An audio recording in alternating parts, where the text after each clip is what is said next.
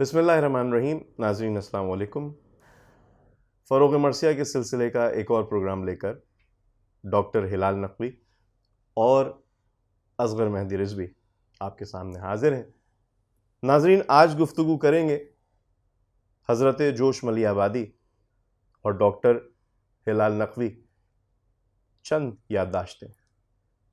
तज़किरा करेंगे जोश मलियाबादी और डॉक्टर हिलाल नक़वी की पहली मुलाकात का, यादों की बारात का, आज के मयार शायरी और हज़रत जोश का। इसके अलावा कुछ ऐसे वाक़यात जनाब जोश के जो डॉक्टर हिलाल आपके सामने लाएंगे। डॉक्टर साहब, सबसे पहले ये बताइए कि आपकी पहली मुलाकात जोश मलियाबादी से कैसे हुई, और ये भी बताइएगा कि जो फर्स्ट इम्प्रेशन था, जो आदमी पहली दफ़ा किसी को देखकर अपने ऊपर तारीफ़ करता है, वो कैसा था? असल में देखिए, जोश साहब से मुलाकात का लफ्ज़ तो ज़रा भारी है, लेकिन जब मैंने उनको पहले देखा तो मैं स्कूल में पढ़ता था और कराची में एक जो ये कहलाता है शाह फैसल कॉलोनी का बड़ा मशहूर इलाका है, वहाँ पे एक सादात हजरात की बस्ती थी। सादात कॉलोनी कहलाती थी वो। आज भी है वहाँ, जिसके करीब काज़मैन इमाम बारगाह है। तो मेरे वालिद रावलपिंडी में रहते थे, मेरी पैदाइश रावलपिंडी में हुई थी। तो फिर मेरी वालिद अपने बच्चों की तालीम की वजह से, मेरी बड़े भाई या बड़ी बहन वहाँ पंजाब में और रावलपिंडी में उस वक्त यूनिवर्सिटी वगैरह नहीं थी, तो उन्होंने हमें कराची मुंतकिल कर दिया था। मेरे मामू और रुजुल हसन नक़वी यहाँ रहते थे, हम लोग उनके घर आ गए थे, मेरी वालदा भी आ गई थी। तो सादात कॉलोनी में जब घर बना लिया था, वहाँ रहते थे। तो सादात कॉलोनी में हमारे घर से बहुत करीब शख्स एक साहब रहते थे, मैं जिक्र कर चुका हूँ उनको, यावर मेहदी साहब। जी जी। तो यावर साहब उस वक्त रेडियो पाकिस्तान में नहीं आए थे, लेकिन वो इन चीज़ों में बहुत आगे थे कि एहतमाम करना, कोई तकरीब की जाए, कोई अदीब आ रहा है, कोई शायर आ रहा है। हमारे घर के सामने एक मैदान था जहाँ पर इब्न हसन नौनेरवी, मैं भूल रहा हूँ या कौन उलमा आते थे। हम बच्चे थे, 9-10 साल उम्र होगी, सुनने जाता था। तो वहाँ पर एक मुशायरे का एहतमाम हुआ। तो मुझे फिर इत्तला मिली कि यह मुशायरा है और कुछ लोग पढ़ने आ रहे हैं। तो जब पढ़ने में ये मुझे बाद में पता चला था कि जोश साहब हैं। तो तख्त पे बैठे थे, खूबसूरत आदमी थे, तो उनकी वजाहत ने मुझे अपनी तरफ खींचा। फिर मेरे घर से मुत्तसिल मेरे मामू थे मुहाजिर हुसैन, वो वहाँ रहा करते थे। उन्होंने अपने घर पे जोश साहब के मरसी का एहतमाम किया। ये सब मैं अपने बचपन में सुन रहा था, शायद सुनते सुनते उठ के बाहर चला जाता था या सो जाता हूँ। तो ये उस वक्त, लेकिन जोश साहब को देखा था। फिर जब मैं कराची में सिराजुद्दौला कॉलेज में पढ़ने आ गया, राजा साहब महमूदाबाद के कॉलेज में, तो फिर मैंने हमारे कॉलेज के पीछे जोश साहब रहते थे, वहाँ मैंने उनको देखा। फिर उस वक्त में मैं फर्स्ट ईयर से गुज़र रहा था, जब मुझे शेर कहने का एक तड़प पैदा हुई और मैं शेर कहने लगा। तो जोश साहब के जाने में ज़्यादा ललक थी। उनके दोनों नवासे मेरे दोस्तों में शामिल हो गए थे, तो मैं बिला तकल्लुफ़ चला जाता था। फिर आहिस्ते आहिस्ते शाम को जाने लगा और उनको देखता था, मरूब होता था उनसे। और फिर ये कि ये एक मतलब पुख्तगी आने लगी कि शेर समझने लगा, शेर सुनने लगा, अच्छा लगता था ये शेर पढ़े जा रहे हैं। तो कराची की खासी क्रीम वहाँ आती थी जोश साहब पास, और बहुत भरपूर महफिल होती थी उनकी। उनकी नशस्त तो बरख़ास्त बहुत उम्दा है। इस पर तो लोगों ने बहुत लिखा है कि इतना बागो बहार आदमी था कि दिल मतलब शेर नहीं होता था। बड़े बड़े दाढ़ी वाले हजरात मौलाना किस्म के वो वहाँ आते थे। और जोश साहब में अजीब खूबी थी कि रिंद भी वहाँ पर आ रहे हैं और बावजू लोग भी आ रहे हैं, और जोश साहब उनके लिए वजू का एहतमाम भी कर रहे हैं। जोश साहब की वज़ादारी थी। तो जोश साहब के पास आने जाने ने मेरी तबीयत को महमस किया। देखिए, मेरा ताल्लुक़ सादात अमरोहा से है, और अमरोहा के ख़मीर में शायरी बहुत है। मतलब मेरे लिए किसी ने लिख दिया कि हिलाल का ताल्लुक़ चूँकि अमरोहा से है तो वहाँ की मट्टी में है, तो वो शेर कहने लगे। लेकिन मैं अपने अपने अपने ख़ानदान के बड़े शायरों से वाकिफ़ नहीं था। रईस अमरोवी, नसीम अमरोवी, तो उससे तो मेरी बड़ी क़ुर्बत थी, वो मेरे भाई से रिश्ते में, मेरे वालिद को चचा कहते थे। लेकिन नसीम साहब को मैं दूर से कभी देखता था, ना उनके पास गया ना आया। तो जोश साहब के पास मेरा आना जाना था। और जोश साहब ने बाद में जब मैं मरसिया मैंने कहा और जोश साहब को दिखाया, मेरी नज़रें भी उन्होंने देखी और एक मौके पे मेरा मरसिया देखते हुए उन्होंने मुझसे कहा था कि रायत और फरेरे में जो फ़र्क है उसकी वजाहत की उन्होंने। मेरे एक दोस्त सैयद हुजूर अकबर जो मेरे साथी थे, वो अब तो खैर अमेरिका की किसी यूनिवर्सिटी में पढ़ाते हैं वो, तो मैं और वो जोश साहब के पास गए थे और हमने जोश साहब को जब मेरे उन्होंने शेर सुने तो खुश हुए और उन्हें राय लिख के दी जो आज भी कहीं लिखी हुई है कि हिलाल के सीने में आ गए लेकिन इस आग को अभी और हवा दें। तो मैंने असगर मेहदी साहब शुरू में नज़में लिखी, लेकिन आपको हैरत होगी मैं बहुत कम उम्र था और मैंने अभी मैं फर्स्ट ईयर सेकंड ईयर या थर्ड ईयर कुछ होने वाला था, मैंने 150 बंद का नॉन स्टॉप मरसिया लिखा मकतूल और मशल के नाम से। और इतने जज्बाती थे कि लड़कापन तो था, तो मुहर्रम की 8 या 9 तारीख थी, तो जहन में था कि जुलूस निकलता है नस्तर पार्क से, तो मेरे दोस्त मैं और हुजूर अकबर हमने जाके पंपलेट ले के साथ खुद रास्तों में लगाए थे। इससे बेनियाज के कौन देख रहा है क्या है, तबीयत में सादगी थी। तो वो इश्तिहार अब भी मेरे पास है और 150 बंद का मरसिया कह लिया। फिर जोश साहब को दिखाया तो कतो बुरी हुई, उसको मैंने कम किया, तो ये आलम था उस वक्त तेज़ करने का। तो ये जोश साहब से इब्तदाई मुलाकातें थी, फिर उनके साथ आने जाने लगे, उनके पास बैठने ही से आदमी ज़बान सीख लेता था। अच्छा, जिस चीज़ में कशिश पैदा हुई कि उनके ज़बान और बयान और तलफ़ुज़ इन चीज़ों की बड़ी गिरफ्त थी, तो एक तरह से हमारी सेहत ज़बान भी हुई और सेहत फ़िक्र भी हुई। अच्छा, ये कहना कितना सही है कि जोश साहब के सामने अल्फाज जो थे वो 10 बस्ता खड़े रहते थे, यानी अजीब उनको पिक करते हैं जिस तरह वो अल्फाज को अपने मिसरों में। ये मेरे ख्याल में खुदाई देन है। हाँ बिल्कुल देन है, बल्कि मैं कहता हूँ जोश साहब को ज़बान पर जो है वो मुझे तकल्लुफ़ नहीं है कहने में, अनीस से ज़्यादा दस्तरस है। अनीस क्या दूसरी तर्ज की डिक्शनरी है लुगत, बल्कि डॉक्टर मोहम्मद हसन जो बहुत बड़े नक्काद हैं उर्दू के, ये उनके लफ्ज़ में दोहरा रहा हूँ कि जोश को इकबाल से ज़्यादा लफ्ज़ पर गिरफ्त है। जोश के लफ्ज़ की गिरफ्त बहुत ज़्यादा है, बिल्कुल ज़्यादा, और वो बहुत ज़्यादा लफ्ज़ में उतरते हैं। नसीम मौरवी साहब ने जोश साहब की वफ़ात पे जो मरसिया लिखा है उसमें उन्होंने एक बंद में लिखा है कि मेरी उनसे किसी बात पे बहस होती थी, नज़म किया है अनवासना की शरह है क्या और क्या सनद, अनवासना का लफ्ज़ है, तो पूछ रहे हैं जोश साहब से भाई क्या सनद है, तो वो कहते हैं वो जो मट्टी का कोरा मटका बनाया जाता है उसमें फला रवैये को अनवासना कहते हैं। तो भाई इतना लफ्ज़ों में उतरने वाला आदमी जो है, और मैं एक और बात बताऊँ, उन पर ये एक इल्ज़ाम आयद कर दिया गया कि साहब वो तो हाथ बांधे, ये तो बात सही है, उन्होंने कहा तो लफ्ज़ों का आदमी है, ये लफ्ज़ को बरतना नहीं जानते, वो नादान है जो ये कहते हैं। बिल्कुल सही। जो साहब के लफ्ज़ की उनके 2 आर्टिकल पढ़ लीजिए, अल्फाज और शायर, ये अफकार जो शंबर 1962 में जो छपा 61 में उसमें शामिल है, और एक मैंने पहली मरतबा शाये किया था अल्फाज और शायर।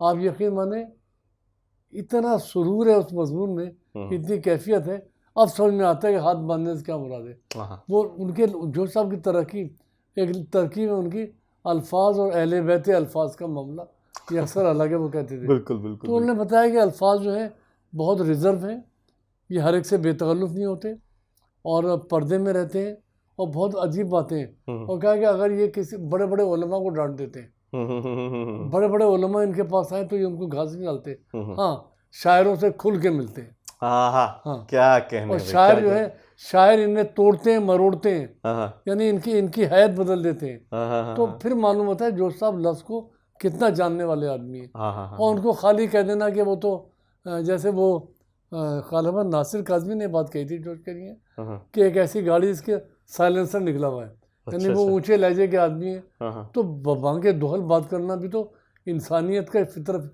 जी जी जी बिल्कुल। जैसे मैं कहूँ आपको कि अनीस और दबीर में एक जो फ़र्क कहते हैं, सिर्फ पढ़त के मामले में कहूँ तो दबीर अपनी पाटदार आवाज़ पर तकिया करते हैं और अनीस जो है अपने इशारों और अपने वजन पे जो है वो तकिया करते हैं। तो मैं ये कहता असगर साहब, तो आपने मुझे मुश्किल में डाल दिया, क्योंकि ये लफ्ज़ ये बहुत ज़रा भारी है कि हिलाल साहब उनकी शख्सियत, कहाँ मैं और कहाँ शख्सियत।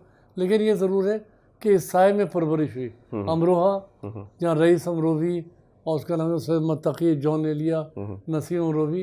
अमरोहा में कदम कदम पे शायरी और शेर को बड़ी अहमियत दी गई। पाकिस्तान में अमरोहा ने मुशायरों की बुनियाद रखी, वो अलग बहस है।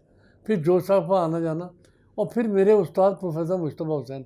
आज भी मेरी किताब जो छपती है उसमें अक्सर, हर एक में तो नहीं लेकिन कुछ में असातिज़ा में 3 नाम लिखे होते हैं, जोश मलियाबादी, नसीम अमरोवी और प्रोफेसर मुश्तबा हुसैन। मुश्तबा साहब से मैंने तरकीब पढ़ी, कुछ थोड़ा सा जहन पे जिला बख्शी, सैकल हुई जहन पर।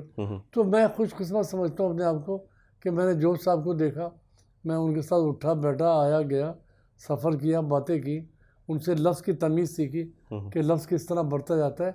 इसलिए मैंने एक छोटा सा इदारा जो बनाया वो उनकी याद में बनाया, अल्फाज फाउंडेशन। अल्फाज ये हैं, सब कुछ देखिए, लेकिन इसका मतलब ये नहीं लफ्ज़ मर भी जाते हैं। बिल्कुल कोई ये नहीं कह रहा लफ्ज़ शायरी नहीं, अनीस से लफ्ज़ को ज़िंदगी दे दी। जो साहब ने लफ्ज़ को एक अलग दुनिया बनाई। उनके लफ्ज़ जब इतने बहुतात है, खुश्क भी हो सकते हैं, उनमें से रूह निकल सकती है। ये सब तो बड़े शायरों के साथ होता है, वो इतना लिखते हैं। मैंने बताया एक नज़्म उनकी 20,000 अशअर की है। बिल्कुल। तो इतना लिखने वाले क्या वो लफ्ज़ भी आएंगे कि जिन्हें आप कहते हैं भर्ती का लफ्ज़ है, पैगंबर थोड़ी है, बिल्कुल सही लिख रहे हैं। उस लिखने में तो बहरहाल मेरी ज़िंदगी जोश साहब के साथ थोड़ा बहुत जो शुद्ध हुई वो जोश साहबी की वजह से आई और सीखा। यानी मैं फ़खरिया कह सकता हूँ, जोश साहब ने मुझे रुबाइयाँ सुनाई हैं, मैं बैठा हूँ, कोई और मौजूद नहीं, काम है चेपिद्दी का शोरबा, लेकिन ये उससे ये हुआ एक तरबियत हुई, चीज़ों को जानना शुरू किया। फिर मैं बाई प्रोफेशन मैं पढ़ाने वाला उस्ताद हो गया। मैंने कॉलेज और इंस्टीट्यूट में एक वक्त ज़िंदगी गुजारी पढ़ाने में। ये सब जोश साहब की तरबियत थी, फैज़ान सोबत था उनका। बहुत सीखा, बहुत कुछ, जिसकी दास्तानें बहुत हैं, लेकिन ये ज़रूर है कि उन पर काम करना चाहा कि वो बिखर गए, उन्हें समेटा जाए। जो सफ़र आज भी जारी है। बिल्कुल। मेरी सेहत, मेरी बीमारियों ने मुझे ज़रूर बंद कर दिया, लेकिन मैं जोश साहब के लिए और मर्सी के लिए हमेशा संजीदा रहा, काम की जाती है। अच्छा, ये बात कहाँ तक दुरुस्त है कि जोश अपने काम के खुद नाक़िद थे? मैंने यादों की बारात के इब्तिदाई सफ़ात में पढ़ा है, जो उन्होंने लिखा है कि जो मैंने पूरा मुसव्वदा तैयार किया और उसे दोबारा पढ़ा तो मैंने कचरे की टोकरी में फेंक दिया और फिर दोबारा फिर से लिखना शुरू किया। असगर साहब, मेरी किताब जो पिछले दिनों वेलकम बुक बोर्ड ने शाये की है, यादों की बारात। जी, ये किताब यादों की बारात जदीद एडिशन, जो कि 243 गुमशुदा गैर मतबूआ सफ़ात की दरियाफ्त और उसके अलावा 101 अहबाब के तज़किरे, जितने भी अनीसियों और दबीरियों की तो अलग बात है, जो जोशिए हमारे हैं उनके लिए ये किताब बहुत अहमियत रखती है, क्योंकि इसमें इजाफ़ी सफ़ात हैं। और इसके अलावा एक और किताब डॉक्टर साहब ने जो शाया की है वो यादों की बारात के आपने गुमशुदा औराक़।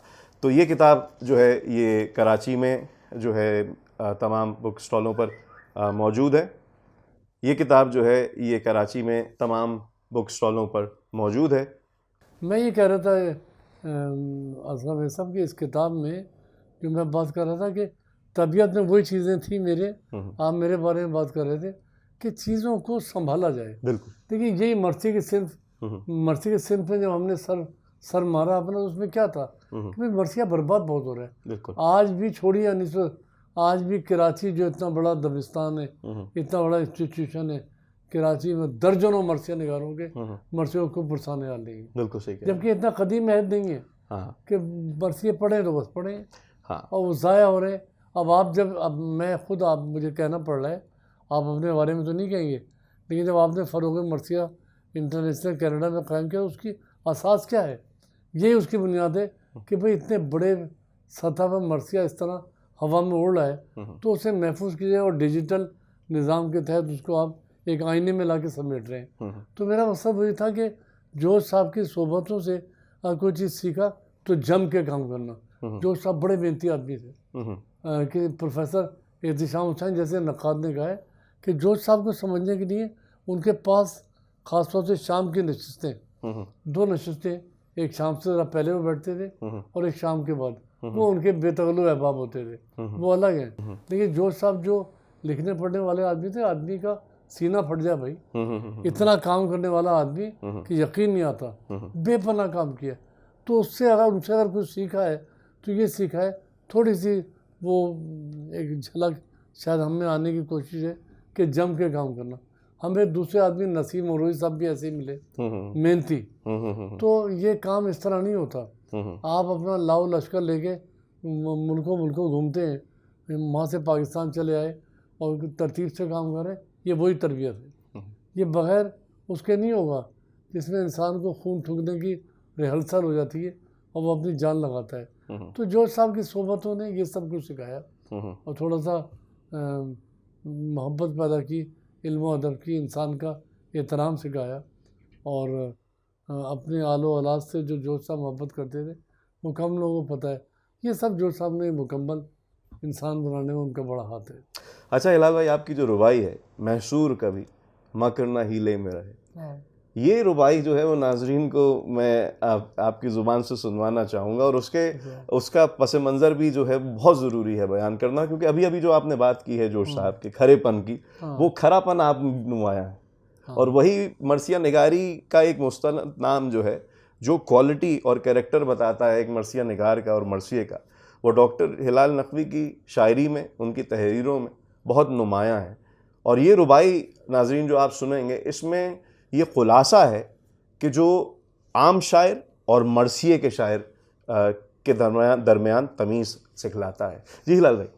हाँ जी, एक रुबाई है जो खासी पहले मैंने लिखी थी कि मैसूर किसी मकर न हीले में रहे, मैसूर किसी मकर न हीले में रहे, जब भी रहे ईमा के वसीले में रहे, कितने शोहरा छोड़ गए जादे हक, हम लोग फरजदक के कबीले में रहे। फरजदक के कबीले में रहे। हाँ, तो फरजदक का कबीला है, वो मदाए वाले मोहम्मद था, तो उसके अंदर ये सिफत थी।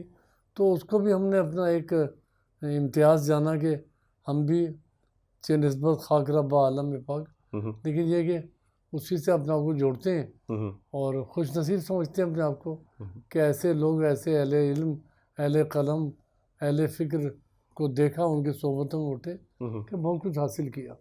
अच्छा, एक बात जो मैं यहाँ पर आपसे पूछना चाहूँगा, मैंने यादों की बारात आज से कोई 25 साल पहले पढ़ी होगी।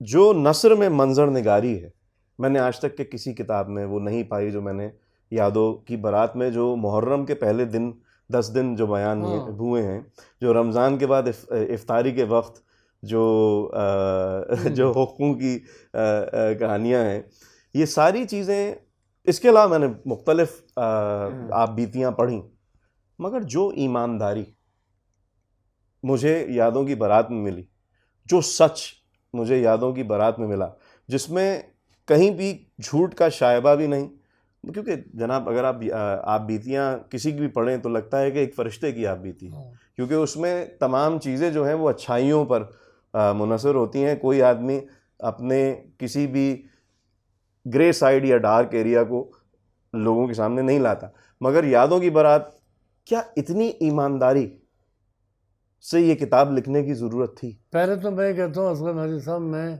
आप ही को दाद देता हूँ कि आपने इतने हौसले से सवाल खड़ा किया है। आपके ख़िलाफ़ तो खुद एक यूरिश हो जाएगी और आपको जिला वतन किया जाएगा कि वो कहते हैं भाई वो कि मुबालगा अमेज़ी और झूठ से भरी हुई किताब जोश साहब की है। देखिए, हमारा माशरा अजीब है, हम लोग इतनी सस्ती चीज़ों की तरफ चले जाते हैं। मैं जोश साहब को बहुत करैक्टर का आदमी शुमार करता हूँ। मुसीबत ये है कि माशरे का ढांचा ऐसा है कि जो कुछ फरसूदा तस्वुरात कायम कर लिए वो उसमें चलते हैं। अरे भाई, यादों की बारात में अगर वो चीज़ें हैं जिस पे आपकी उंगली उठती है तो आप उन्हीं को क्यों कोट करें यार। भाई जोश साहब ने बड़ी अच्छी बात आप देखी, बल्कि मैं तो आपसे इसका इख्तिसाब कर रहा हूँ कि वो उन्होंने झूठ से काम नहीं दिया, क्योंकि हमें बुरा इसलिए लगता है कि हम इसको बर्दाश्त नहीं कर सकते। हम बहुत झूठे हैं। मैं उर्दू की खुद नवीस कभी कभी एक मरतबा मुझे नाराजगी और इश्तियाल आ गया, बल्कि यादों की बारात की जो इतराज़ात है, मैंने चलिए अब मैं जिनको जानता हूँ, इनको मैंने देखा है, मैं उनकी समाने जो पढ़ी हैं अब मैं बताता हूँ उनके क्या क्या करतूत थे। अच्छा, बात यह कि हम एक फरेब ज़्यादा मार्चे में रहते हैं और हम उसी के साथ साथ चलते हैं। जो साहब ने क्यों लिख दिया, जो लिखा वो गलत नहीं है। चंद जगह आप कह सकते हैं कि जोश साहब भूल गए। भाई मैं कहता हूँ हमें 15 साल पहले की बात याद नहीं है, जोश साहब यादव में 70 साल पहले के वाकयात बयान कर रहे हैं। और उन्होंने ये कहा है कि वो जब घर के बाहर निकलते हैं तो बाज़ औक़ात अपने मकान का रास्ता भी नहीं मिलता, तो लोगों से पूछते हैं कि भाई जोश साहब कहाँ रहते हैं, तो लोग उन्हें उनके घर तक के पहुँचाने आते हैं। और मेरे ख्याल में ये गलत भी नहीं है। हम चूंकि जिस रंग का चश्मा पहनते हैं, हमें मंजर उसी तरह का नजर आता है। आप मंजर निगारी की बात करें, बिल्कुल फैक्ट्स हैं। आप जोश साहब पे अभी रिसर्च होगी, अभी काम किया जाएगा। हम शोहरतों पे ज्यादा जाते हैं। बिल्कुल सही कह रहे हैं, हम शोहरतों के लोग हैं। हमें अपने माशरे में शोहरत वाला आदमी बहुत अच्छा लगता है। बिल्कुल। और जो एक गोशे में है, जाहिर है हमारे दौर में एक दो नाम के बराबर गर्दिश करते हैं और लगता है इसके अलावा कोई लिखने वाला ही नहीं है। शोहरत पे अगर आप गए तो आप जिसको मर्जा कहते हैं, जिसको मुस्तैद आज़म कहते हैं, वो आपके अगर एयरपोर्ट पे आएगा तो एयरपोर्ट पे यकीनन 20,000 उसको लोग लेने चले जाएंगे। लेकिन जब यहाँ पे हिंदुस्तान का कोई अदाकार आएगा, अमिताभ बच्चन या शाहरुख खान, तो पूरी शाराए फैसल बंद हो जाएगी। लेकिन जो मर्तबा उस शख्स का है, मुस्तैद का, वो किसी का नहीं है। सही कह रहे हैं। तो हम शोहरतों के लोग हैं, तो उनको तो कोई नहीं जानता। हाँ, मगर हिलाल भाई इस वक्त ये बात मैं खता कलामी कर रहा हूँ, मगर शोहरत और इज्जत ये दो मुख्तलिफ चीजें हैं। हाँ। या तो शोहरत की तरफ चला जाए आदमी, नहीं, शोहरत में भी इज्जत है, मतलब दो अलग होने के बावजूद भी बिल्कुल अलग नहीं कर सकते। लेकिन एक खाली शोहरत है, झूठी रियाकारी। बिल्कुल। वो वक्त के साथ कितने नाम हैं जो हवा में उड़ के बताओ। बिल्कुल। अब उनको कोई जानने वाला नहीं है। जी। लेकिन ये कि इज्जत के साथ शोहरत की बात ही नहीं। बिल्कुल सही कह रहे हैं। और इस किताब में यादों की बारात में बहरहाल हुसैन इब्न अली की शोहरत और उनकी इज्जत, बिल्कुल क्या करनी है। बिल्कुल। तो यही बात ज़रूरी है, इस बात को सोचना और परखना कि जो जैसा कि हिलाल साहब ने फरमाया आपके सामने कि जो इमाम हुसैन के बारे में इस किताब में लिखा गया है वो एक मास्टरपीस है।